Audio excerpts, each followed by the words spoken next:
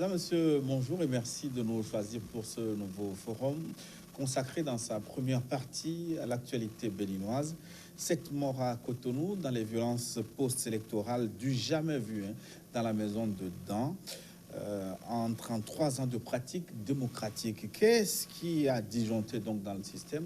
On va tenter d'en parler avec nos invités. Je vous les présente, professeur Komiolu. Bonjour professeur. Bonjour. Bonjour téléspectateurs. Vous êtes professeur agrégé de droit à l'université de Lomé. Oui. Homme politique aussi. C'est vrai. Secrétaire national du Pacte socialiste pour le renouveau. Le PSR, parti d'opposition. C'est vrai. Parti membre de la coalition des 14, est-ce qu'on va toujours dire parti? C'est la C14. La C14. Évidemment, voilà. Avec vous, Kassere Afo-Sabi. Bienvenue, monsieur Sabi. Merci. C'est un honneur de vous avoir. Vous êtes également droitiste ou droitier? Homme de droit, en tout cas, et enseignant-chercheur à l'université de Lomé. C'est un honneur de vous avoir. L'honneur est le mien également.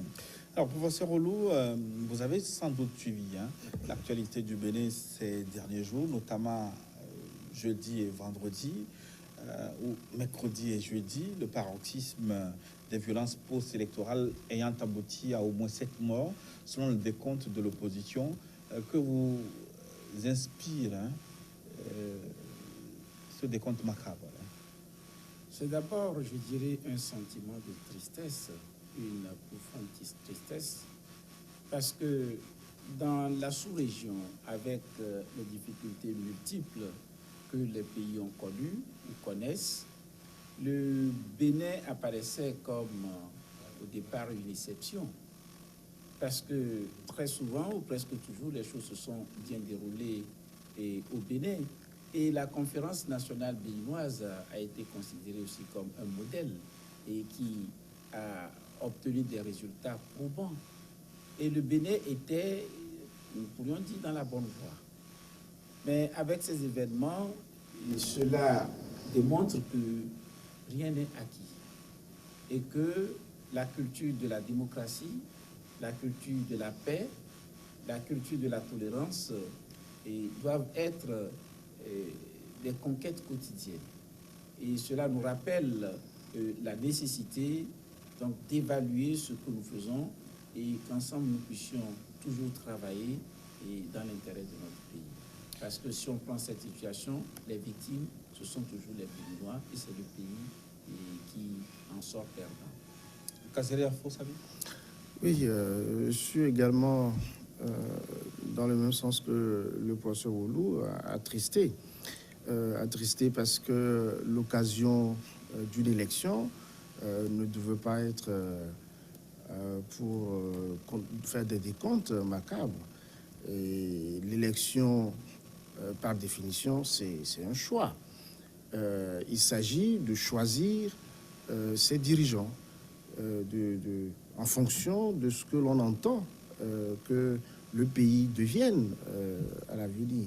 Et donc les Béninois étaient appelés à faire le choix, et c'est malheureux que l'on assiste à des morts, d'abord à des scènes de violence, parce que, comme je l'ai dit, il s'agit simplement de choisir. Et donc cela nous devrait, il n'y a aucune raison à ce que l'on en arrive à la violence. D'autant plus que quand une élection est émaillée de violence, en réalité, ça altère véritablement la qualité de cette élection-là. Et comme le professeur Oulou l'a dit, le Bénin fait office ou faisait office d'exemple de démocratie. Bien entendu, en comparaison avec les autres pays de la sous-région où ça ne marche pas. Et quand on a un système, quelle que soit sa qualité, mais qui conduit à choisir ses dirigeants, et que cela n'aboutit pas à des violences, on peut pousser un ouf de soulagement et chercher maintenant à parfaire le système pour que que le choix soit véritablement démocratique. Donc c'est véritablement déplorable. Et donc il faut rappeler qu'il s'agissait d'élections législatives, les périodes électorales au Bénin qui sont habituellement des périodes de fête. J'ai vécu plusieurs campagnes électorales au Bénin, plusieurs élections, sont des périodes bon enfant. Oui, et je crois que même pour les élections présidentielles dernières, et même s'il y a eu des tensions, et finalement, les choses se sont toujours bien passées. Et vous avez vu, les candidats avaient accepté les résultats sans contestation. Et aujourd'hui, et généralement d'ailleurs, les élections législatives dans les pays sont moins tendues que les élections présidentielles. Ce sont les élections présidentielles souvent qui posent beaucoup de problèmes. Et c'est donc surprenant que, s'agissant des élections législatives et s'agissant d'un pays comme le Bénin, celui que nous avons connu, il est surprenant vraiment qu'on en arrive à ces morts, je dirais des pertes inutiles, des pertes qu'on aurait pu éviter. Et c'est déplorable, c'est un sentiment de tristesse. Et nous formulons le vœu que très rapidement, cette page puisse être tournée au Bénin et que le Bénin retrouve sa réputation d'antan et qu'il retrouve le bon chemin. Je vous ai entendu dire plusieurs fois, en tout cas souvent, et vous n'êtes pas les seuls à le dire, que le Bénin est cité comme un exemple de démocratie. Avec ce qui se passe là, est-ce que c'est une erreur d'appréciation? Le Bénin était-il vraiment un exemple de démocratie ou c'était un biais cognitif, une situation mal exprimée en tenant compte de ses propres conditions, en voulant l'orienter dans le sens qui arrange ceux qui le disent? Est-ce que vraiment le Bénin était un modèle de démocratie? Bon, c'est vrai que je l'ai dit, et ça a été souvent dit, le Bénin faisait office de modèle de démocratie, mais surtout par la splendeur, en quelque sorte, des décisions, en tout cas de l'expérience de la Cour constitutionnelle béninoise. C'est surtout l'appréciation que l'on fait ou que l'on faisait de la Cour constitutionnelle béninoise qui portait en réalité la démocratie béninoise. Et vu aussi que le système béninois permet de saisir directement le juge constitutionnel, c'est-à-dire un citoyen peut saisir directement le juge constitutionnel dès lors que les droits de l'homme, la liberté sont en jeu. Et ça a donné un certain élan à la démocratie béninoise. On a pensé que cela permettait en tout cas de délier les langues, de faire en sorte que les citoyens puissent s'exprimer véritablement. Et vous savez, en démocratie, parmi les libertés les plus fondamentales, il y a la liberté d'expression.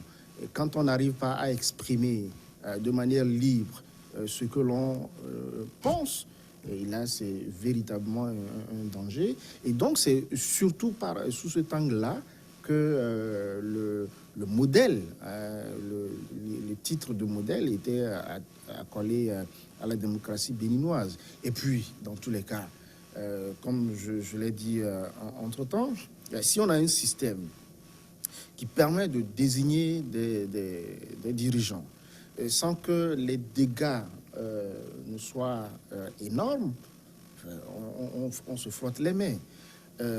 Non pas parce que c'est parfait, parce qu'il y a effectivement des voix dissonantes qui disent que la démocratie béninoise n'est pas si tant un modèle et que ce n'est même, il y en a qui disent que ce n'est pas du tout de la démocratie.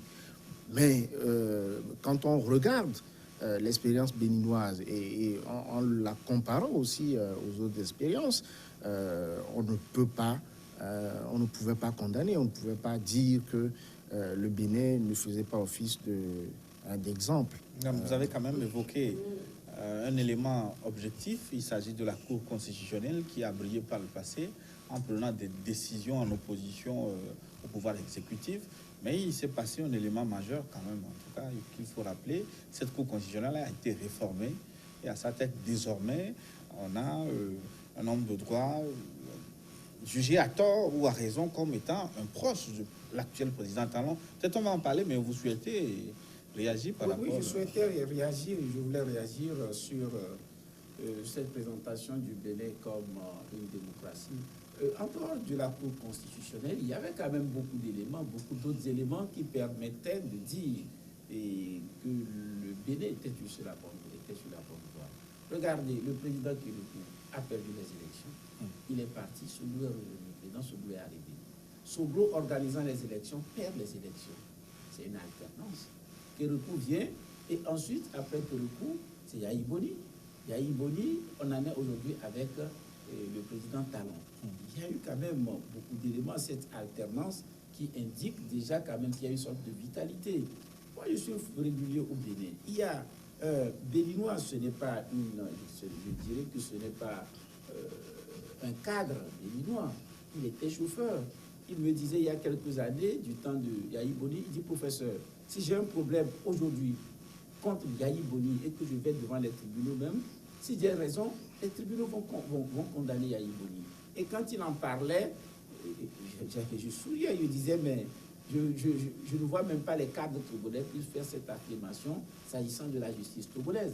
Mais on a vu quand même la justice togolaise, un juge béninois prendre la cour d'escampette dans une affaire que tout le monde connaît. Oui. Et il avait estimé qu'il était sous pression. Oui, bien évidemment, le pouvoir politique peut faire une pression. Mais pour que le pouvoir, le juge puisse résister, c'est que le contexte lui a permis de le faire, en réalité. Et il y a très peu de pays en Afrique dans lesquels le président en exercice donc poursuivrait un de ses opposants pour empoisonnement et que celui-là soit déclaré peut-être non coupable ou que la procédure ne puisse pas aboutir. Ailleurs, on n'assisterait même pas à cette situation. Et donc, s'il a pu résister et qu'il a pu donner sa décision sur cela, voudrait dire que le contexte permettait cela. Et donc, et ajouter au fait à la question de la Cour constitutionnelle et qui garantissait les droits de l'homme. Et vous voyez, à la différence du Togo ou au Bénin, le simple citoyen peut saisir cette cour en cas de violation donc, des droits de l'homme. Et ces mécanismes permettaient quand même de régler des problèmes et de faire confiance aux institutions. Et vous savez, il n'y a pas de démocratie parfaite, mais dans le contexte africain et avec les problèmes que nous avons connus dans la sous-région, le Bénin était connu et disons pouvait être placé effectivement vraiment parmi les pays démocratiques. Mais tous les éléments que vous avez cités pour renforcer le sentiment que le Bénin était un exemple, vous avez parlé de l'alternance, c'est vrai, les présidents ont changé au moins 4 ou 5 fois, mais ayant vécu ces périodes au Bénin, il y avait quand même des velléités de modification de constitution. D'abord, Kérékou II n'est pas parti facilement. Ensuite, Yahi Boni a dû avoir beaucoup de pression avant de quitter le pouvoir. Est-ce que ce n'était pas des signaux déjà à l'époque pour dire attention, ça pouvait basculer cette démocratie béninoise? Oui, est-ce que vous dites c'est pertinent, mais il n'y a pas que ces personnages-là qui ont accepté de partir sous la pression. On ne peut pas compter le nombre de présidents en place qui reçoivent des pressions, qui subissent des pressions, mais qui tiennent.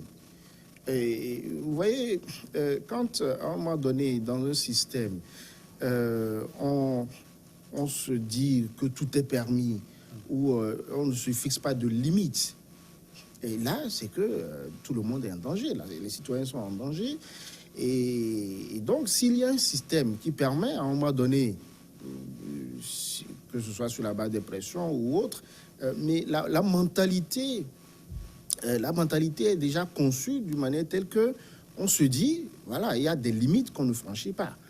Et de ce point de vue-là, certes, s'il y a ces indices, ou en tout cas ces indicateurs qui montrent effectivement que on n'est pas encore au Bénin, malgré le fait qu'il soit considéré comme un modèle, on n'est pas encore, ou on n'était pas dans une situation de perfection.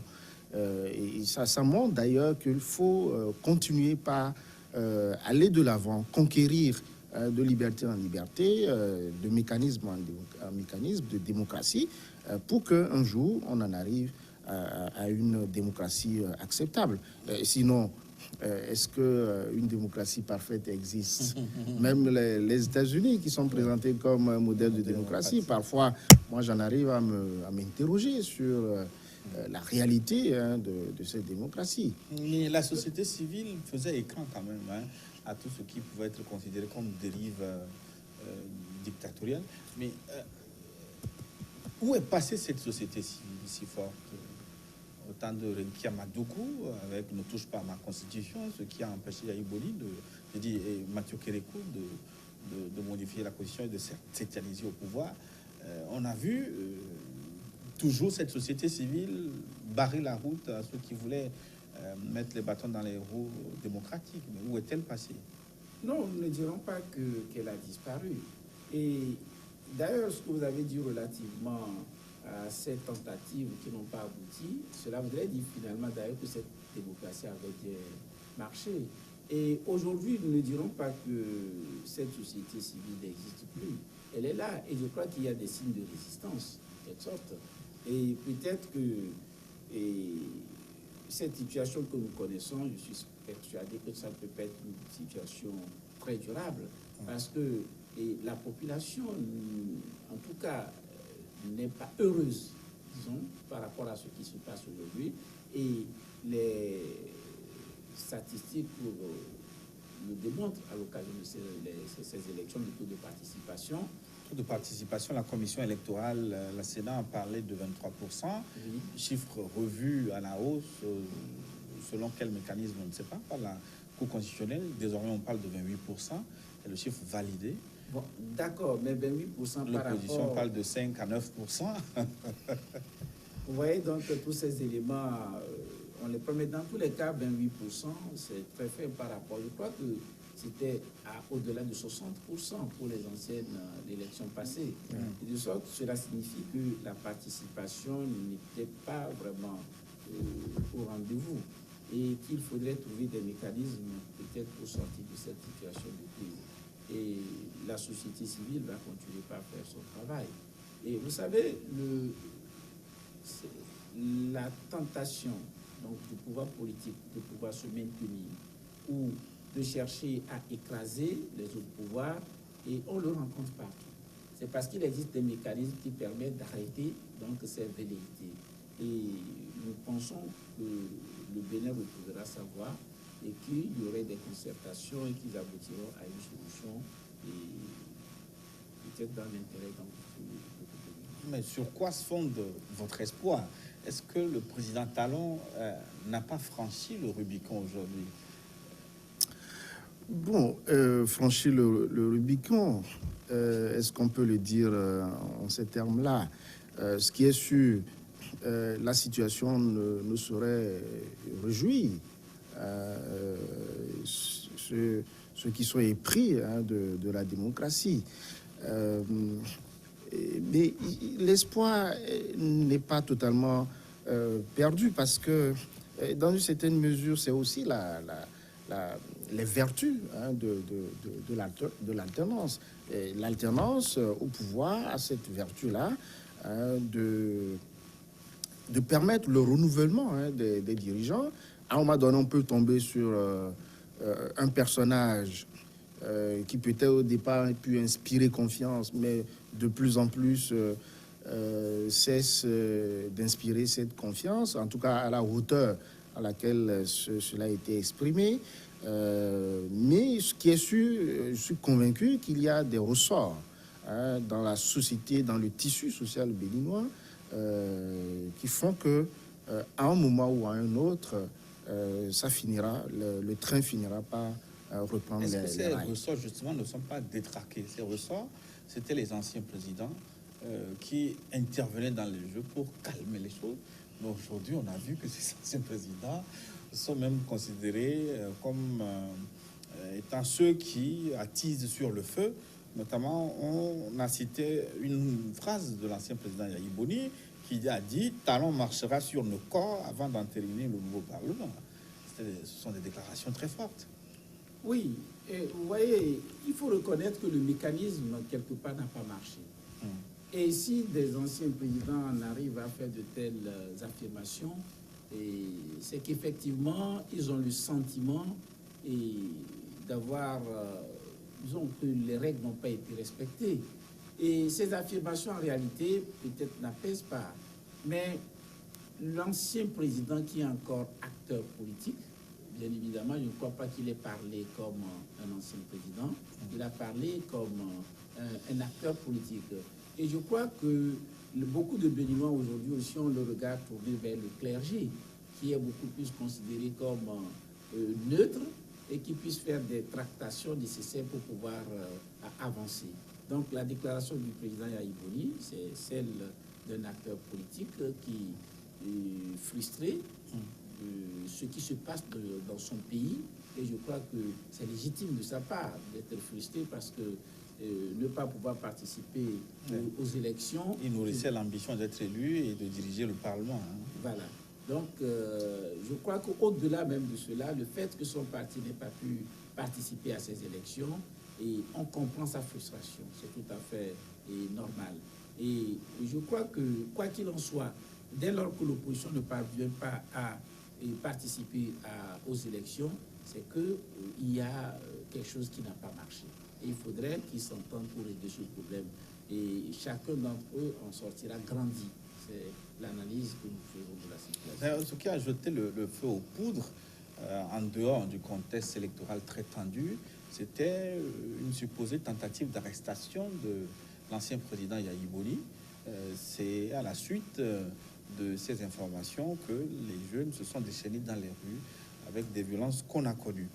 Finalement, est-ce que ce n'est pas la poursuite de l'épisode de la guerre de tranchées entre Yahya Boni et l'actuel président Patrice Talon? On connaît les histoires entre ces deux présidents. C'est pas cette guerre qui continue d'une façon ou d'une autre. Oui. Mais ce qu'on peut constater, c'est que Yahya Boni n'était pas seul dans cette position-là. Il y a les anciens présidents, voilà, qui ont rejoint, en tout cas qui l'ont soutenu. Eric Mdete, moi, je trouve que c'est quand même curieux que ce soit des partis qui sont proches du pouvoir, qui aient pu remplir véritablement les conditions pour candidater, en tout cas pour être sélectionné comme candidat à ces élections. Ce qui est sûr... suspect, selon vous. En tout cas, s'il y a quelque chose de curieux, parce qu'on se pose la question, pourquoi autant de listes de l'opposition n'ont pas pu être validées, que c'est seulement les listes proches du pouvoir, bon, pour ainsi dire, qui ont pu peut-être avoir l'information et se mettre en règle et être remplir les conditions comme il se doit. Et dans tous les cas, c'est curieux. Et je ne peux pas dire que c'est suspect, mais il y a quand même suspect parce que, en tout cas, parce que le président Talon a déclaré publiquement que pour gagner des élections, il connaît les méthodes, soit tenir les grands électeurs ou empêcher les adversaires dangereux de compétir. Il l'a dit publiquement. Oui, et c'est d'autant plus malheureux que, comme on l'a constaté, ou comme on le disait, le Bénin semblait, en tout cas, sur la bonne voie. Et vous savez, les mots ont un pouvoir. Et quand on ne sait pas les manier, on agite les spectres, et bien, ce sont ces situations-là qui surviennent. Moi, j'avoue que il aurait été assez, en tout cas, moins suspect, pour reprendre finalement votre position, que l'on sache clairement les raisons pour lesquelles l'opposition n'a pas pu remplir les raisons, on les connaît. Conditions. Les candidats n'avaient pas pu réunir les documents nécessaires, notamment le quitus fiscal et le fameux certificat de conformité à la nouvelle charte des partis politiques. Oui, ça c'est les raisons officielles. Mais qu'est-ce qui sous-tend ces situations-là? Vous savez, On dit souvent que le diable gît dans le détail. On ne va pas, nous, Togolais, chercher à aller trop dans le détail, mais c'est une situation qui interpelle, non pas seulement les Béninois, non pas seulement les Togolais, parce que nous sommes frontaliers, mais parce que dans un système qui ressemblait peu à peu à la démocratie, quand on arrive à ce genre de situation, ça devient assez regrettable. Et du coup, si on a pu aussi dire clairement les raisons qui sous-tendent cette tentative d'interpellation, peut-être que ça aurait évité de mettre le feu aux poudres. En tout cas, à l'origine de ce méli-mélo, il y avait les réformes promises lors de la campagne qu'il a portée au pouvoir. Il y avait ces promesses de réformer les partis politiques. Le président Talon estime que son pays compte trop de partis politiques qui foutent du désordre. Et il a voulu donc susciter de grands partis politiques. La nouvelle charte des partis qui a abouti donc à mettre à la touche l'essentiel de l'opposition. Donc cette charte a été votée dans l'intention de constituer de grands partis politiques. Est-ce que cette intention n'est pas noble, professeur Olo? Vous savez, c'est un point de vue qui est c'est un point de vue. Et avoir de grands partis politiques, à première vue, peut paraître noble. Mais vous savez, personnellement, je ne partage pas cette façon de voir. La multiplicité des partis politiques est, à mon sens, le signe d'une vitalité. Et si, finalement, vous avez 100 partis politiques, les 100 partis politiques ne vont pas vivre. Vous verrez que plusieurs partis politiques, peut-être 80 ou 90, vont mourir d'eux-mêmes parce qu'ils ne sont pas viables, ils ne peuvent pas compétir. Mais vous savez, vouloir exercer les fonctions publiques dans son pays, que ce soit par des modes électifs ou par des nominations, c'est un droit fondamental. Et créer un parti politique, c'est aussi une liberté d'association. C'est une liberté d'organisation. Je vous donne un exemple, puisque ce sont des droits qu'on peut mettre peut-être au même niveau pratiquement. La liberté syndicale. Ceux qui travaillent peuvent se mettre ensemble et créer leur syndicat. Quand vous prenez la jurisprudence de l'OIT sur la création du travail, voilà, sur la création des syndicats, on dit la loi peut exiger un minimum donc, de personnes, un effectif donné pour la création des syndicats. C'est normal. Mais dès lors que vous fixez la barre un peu trop haut, on dit que ça devient une entrave à la liberté syndicale. Vous voyez, liberté syndicale, création des partis politiques, ce sont des droits d'une même nature, une liberté d'association, une liberté d'organisation. Et donc, vouloir créer de très grands partis politiques au point d'obliger ceux qui n'ont pas la même philosophie à se mettre ensemble, je crois qu'il y aurait des contradictions internes même aux structures. On peut chercher véritablement à rationaliser les choses, mais trouver d'autres mécanismes. Et si on met la barre trop haut, comme on le dit, finalement, tout le monde passera en dessous de la barre. Écoutez ce que dit. Oui, ce que vous dites, c'est vrai. L'ambition d'avoir de grands partis, à mon sens, c'est noble. Mais la méthode, elle pose problème. Et si on veut employer des méthodes cavalières, tant qu'à faire, on crée virtuellement des partis, on demande aux autres partis de se fondre dans l'un ou dans l'autre. Mais il y a des systèmes en démocratie, justement.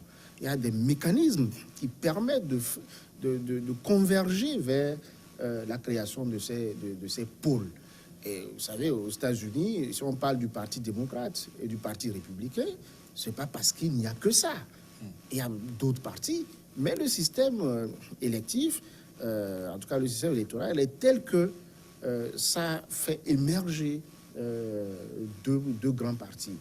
Mais quand on va en Grande-Bretagne, là aussi, il n'y a pas que les travaillistes ou les conservateurs. Mais le système électoral permet, ou en tout cas est tel que on aboutit à une bipolarisation de la vie politique. Alors, si on veut avoir de grands partis, je trouve qu'il faut choisir des méthodes. Sinon, c'est le peuple, en réalité, qui peut, à un moment donné, décider à travers les élections successives de faire émerger deux grands partis politiques ou plus. Mais tant que le système ne repose pas sur la volonté exprimée sans embâche du peuple, je trouve que la méthode... Vous parlez de peuple. Écoutez par exemple ce que dit un citoyen lambda au Bénin, des propos repris par l'agence France Presse. De quelle démocratie parlez-vous? D'une démocratie avec 250 partis politiques où les députés sont payés pour voter des lois? Tous les présidents qui passent, tous les présidents que l'on a vus, il y a I en tête, ils bouffent et après ils disparaissent. Donc c'est le citoyen qui est en train de décrier ces partis politiques. Ils estiment que ces partis ne sont pas à la hauteur. D'ailleurs, le fait que les deux présidents au Bénin, Talon et Yahi, ne soient issus d'aucun parti politique, est-ce que c'est pas un signe pour dire qu'il y a quelque chose à faire, hein? Vous savez, ce n'est pas parce que ces partis sont très nombreux qu'ils ne sont pas à la hauteur. Ce n'est pas de cela qu'il s'agit. C'est de la qualité des membres, en réalité, ou bien des acteurs. Ouais. Et si vous avez un système qui marche bien, vous avez 1 millier de partis politiques. Peut-être qu'on en parlera dans quelques... Si vous avez une justice qui marche bien, cela va éviter des détournements. Vous pourriez n'avoir que 2 partis politiques ou 3 partis politiques. Il y aura toujours des détournements si finalement la justice ne marche pas bien. Vous savez, on peut diagnostiquer un mal, mais administrer une solution qui n'est pas la bonne, en quelque sorte. Et dire que le 250 partis politiques, mais malgré ces 250 partis politiques, il y a eu des élections présidentielles au Bénin. Vous avez constaté par vous-même, et que les candidats n'émanaient pas de ces partis politiques. C'est également l'expression d'une liberté. On peut être candidat aux élections sans être soutenu par une formation politique. Est-ce que ce n'est pas dangereux? En quoi est-ce que cela serait dangereux? En quoi est-ce que cela serait dangereux? Vous l'avez dit, Yahi Boni a été élu alors qu'il n'avait pas de parti politique. Le président Talon a été élu alors qu'il n'avait pas de parti politique. Et si nous prenons le président français Emmanuel Macron, c'est à quelques mois des élections finalement qu'il a mis en mouvement, il a mis en marche son mouvement. Donc, je ne crois pas que ce soit une mauvaise chose en soi. Les partis politiques peuvent avoir leurs candidats, comme des indépendants également peuvent se porter candidats. Et quand vous évaluez relativement aux conséquences dont on parle, est-ce que c'est sur le plan économique? Si c'est sur le plan économique, moi, je dirais qu'on évalue concrètement, qu'on parvienne à dire à combien cela coûte et comparer à ces questions de détournement dont vous parlez. Et aujourd'hui, avec toute cette perte que le Bénin a subie, il y a des pertes peut-être matérielles, mais surtout les pertes en vie humaine. Et je crois que ce sont des trucs suffisamment graves. Et ces opinions, ce ne sont que des opinions en disant, je vous le dis clairement, et chercher à créer de force de grands partis politiques ne correspond pas à ma vision des choses. Peut-être que d'autres peuvent ne pas peuvent ne pas faire, avoir les mêmes analyses. Moi, personnellement, ça ne correspond pas à ma vision des choses. Et puis, le fait que à un moment donné de l'histoire d'un État, des candidats puissent être élus à la magistrature suprême sans avoir de parti politique, c'est pas dangereux. Au contraire, ça peut être un signe d'alerte et qui amène les partis politiques à se remettre en cause. C'est vrai, si on veut évaluer, oui, les partis politiques ne seront jamais contents que des personnes qui n'ont pas une assise partisane soient élues. Mais, comme je l'ai dit, ça peut être, à un moment donné, salutaire. Ça peut permettre de faire des sauts qualitatifs dans l'avenir. Je veux ajouter quelque chose, parce que vous l'avez dit par rapport à la position du citoyen béninois qui parle des députés qui ont été achetés pour voter des lois, etc. Et c'est lorsque l'argent devient le critère, si vous voulez, de sélection sur le plan politique, on va à la dérive, forcément. Cela voudrait dire que ce ne serait pas forcément les gens de bonne moralité qui prendront la direction des choses, mais ce seraient les personnes les plus riches. Mais si une personne suffisamment riche, si c'est par cette fortune qu'il a pu se faire élire, et bien évidemment, pour se maintenir, il faut qu'il en prenne davantage. Ça peut paraître cohérent. Donc l'argent ne peut pas et ne doit pas être, à mon sens, un critère de sélection sur le plan politique dans un pays. Il parle des députés qui prennent de l'argent pour voter des lois. Peut-être il fait référence aux déclarations de Madame Soglo, qui avait dit publiquement avoir reçu une enveloppe de 80 millions de francs CFA de l'actuel président pour faire passer justement son projet de révision constitutionnelle qui avait fait flop. Elle a dit, je ne mets pas en doute ce qu'elle a pu dire, ni que le président l'ait fait ou qu'il ne l'ait pas fait, mais si on le fait ainsi, je crois que ce n'est pas une bonne chose. En principe, ce n'est pas une bonne chose. Et payer des députés pour voter des lois n'est pas conforme. Oui, mais justement, est-ce que ce n'est pas le revers de sortir de nulle part, d'être élu président de la République sans passer par l'appareil des partis politiques? Parce qu'il est venu au pouvoir sans une assise à l'Assemblée nationale. Je ne crois pas que ce soit forcément la situation. On a vu dans d'autres pays aussi, je ne sais pas quel crédit accordé à ces choses, des partis, des présidents qui ont des partis politiques et qui ont donné des enveloppes ou bien des 50 millions pour demander à certaines personnalités de se comporter d'une manière ou d'une autre. Et je ne crois pas que ce soit la raison, je ne crois pas que la raison réside dans le fait qu'on n'a pas de parti politique. On peut ne pas avoir de parti politique et lorsqu'on voit la pertinence de la loi, etc., les députés peuvent voter.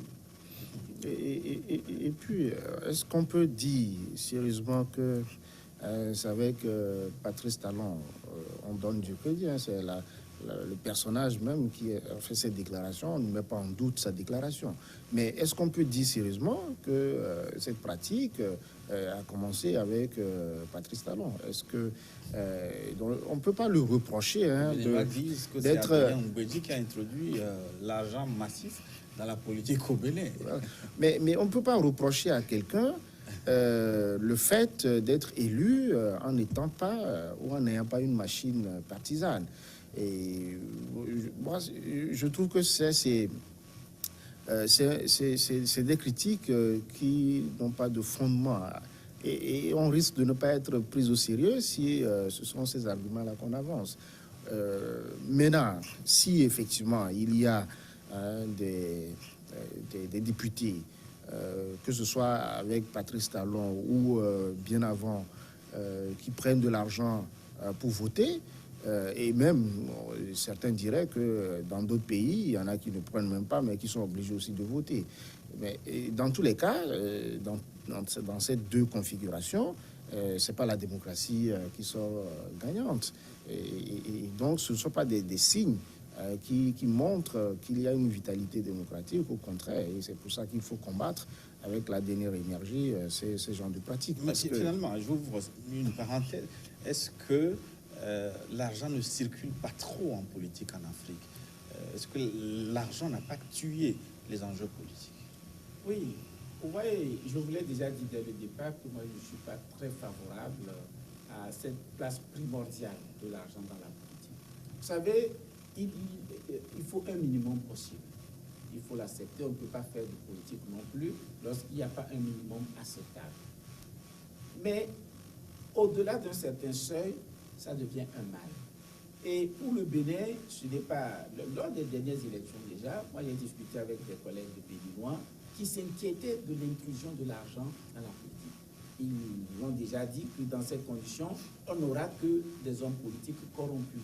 Et ce sont des personnes parfois qui n'ont même pas les qualités requises, la moralité requise, qui, parce qu'ils auront beaucoup de sous, se feront élire députés, ou ensuite ou autre chose. Et ils s'inquiétaient même du fait que parmi ces hommes politiques, il y avait déjà qui n'étaient que des trafiquants et qui se sont suffisamment enrichis. Dans ces conditions, qui viennent en politique pour se protéger. Là.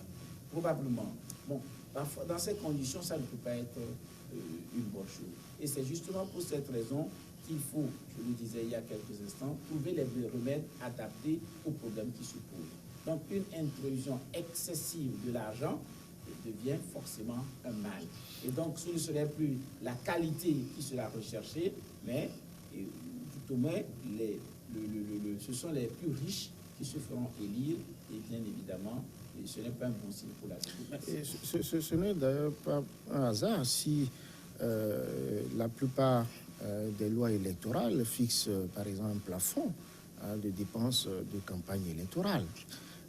La question, c'est de savoir comment on contrôle justement ces entrées. Parce que personne ne respecte ce plafond. Oui, mais et quelle décision on a pu prendre à l'issue de ces élections? Si on constate, s'il y a des faits qui montrent effectivement que le plafond de dépenses électorales a explosé, il faut prendre les dispositions, il faut prendre une décision.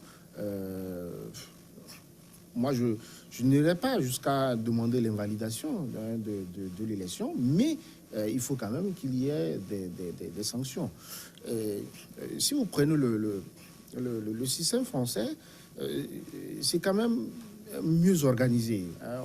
On arrive à contrôler les entrées de fonds, que ce soit en nature ou... parce que oui. Il y a des histoires qui circulent aussi. Justement, c'est parce qu'il y a ces ressorts-là que l'on arrive à identifier à un moment donné que non, il y a une dépense qui était anormale, ça a pu rendre tout aussi non sincère le compte de campagne. Mais chez nous, il y a des histoires qui circulent que des cols blancs passent dans les pays africains et repartent avec beaucoup de billets sonnant et trébuchant, parfois dans des djembés, on a suivi.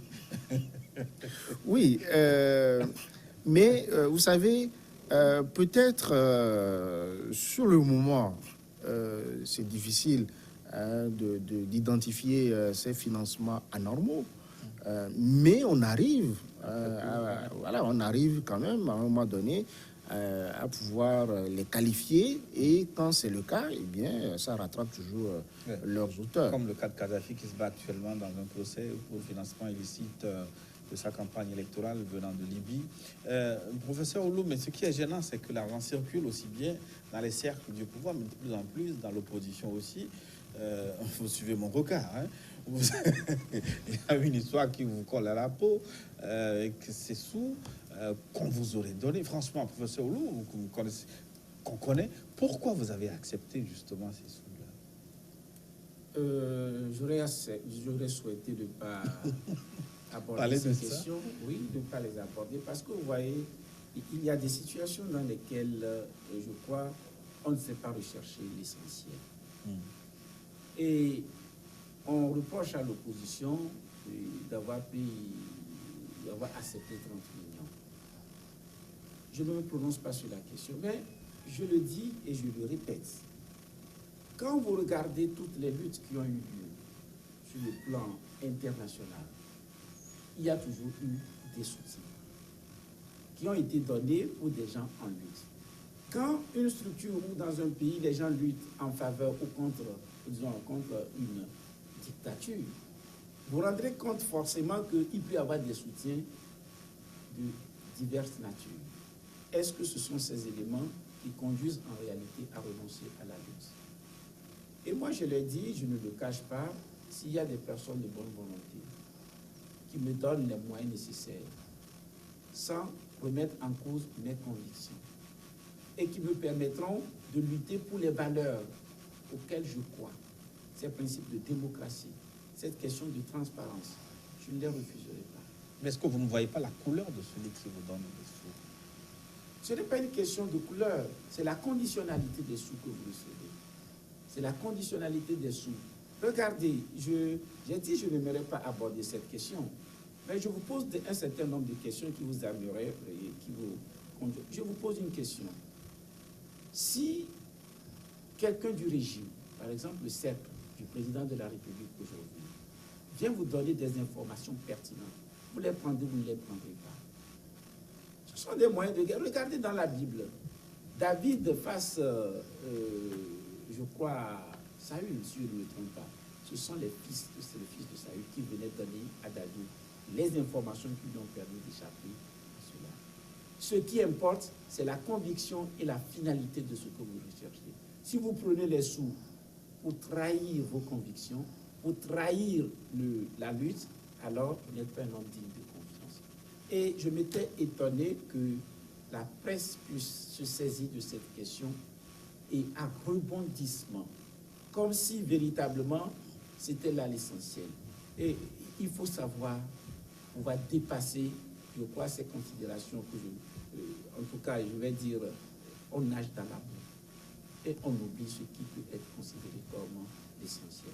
Donc, j'aurais souhaité véritablement ne pas aborder cette question. Si pour les 30 millions des journalistes, des hommes politiques peuvent penser que c'est ce qui pourrait justifier l'échec d'une lutte, je crois que c'est faire preuve d'une capacité d'analyse qui ne soit pas à la hauteur de l'enjeu. Justement, est-ce que ce n'est pas le choix que vous avez fait de ne pas communiquer, de ne pas vous expliquer, qui a alimenté encore beaucoup plus les rumeurs, les invectives et tout ce qu'on a vu? Moi, regardez, ce n'est pas une question de vouloir s'expliquer ou de ne pas vouloir s'expliquer.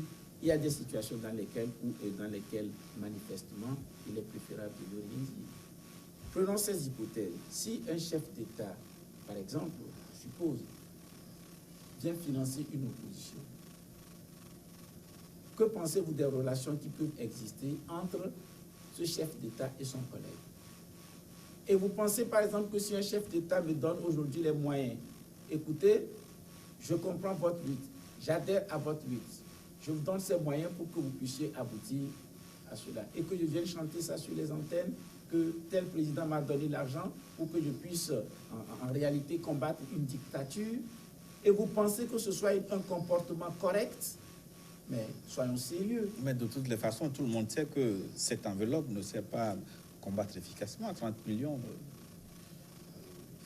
Écoutez, je vous ai dit, il faut savoir dépasser certaines situations et ne pas revenir sur des questions qui sont de nature, en réalité, à remettre en cause ou à compromettre la lutte. Ma conscience est tranquille. Et je sais, je l'ai toujours dit, j'ai investi mon salaire dans cette politique. Et je l'ai dit dans le cadre de ces manifestations. Je suis allé, donc de la C14, je suis allé emprunter des sous pour donner dans le cadre de la contribution de mon parti. Dieu m'est témoin. Et ça suffit pour que je ne me laisse juger par personne, parce que ma conscience est mon premier juge. Et la conviction que je poursuis me paraît être déterminante. Kassere Afo-Sabi, vous voulez dire un mot avant qu'on marque la pause? Bon, un mot, je crois que on a suffisamment débattu de la question. Il faut savoir, à un moment donné, avancer. Je pense que c'est véritablement l'essentiel. Merci. En tout cas, on va marquer une pause pour une nouvelle édition de journal. On se retrouve dans une dizaine de minutes pour parler cette fois-ci des liens entre la justice, la démocratie et voire peut-être le développement. Donc, gardez vos positions d'écoute tout de suite pour la suite.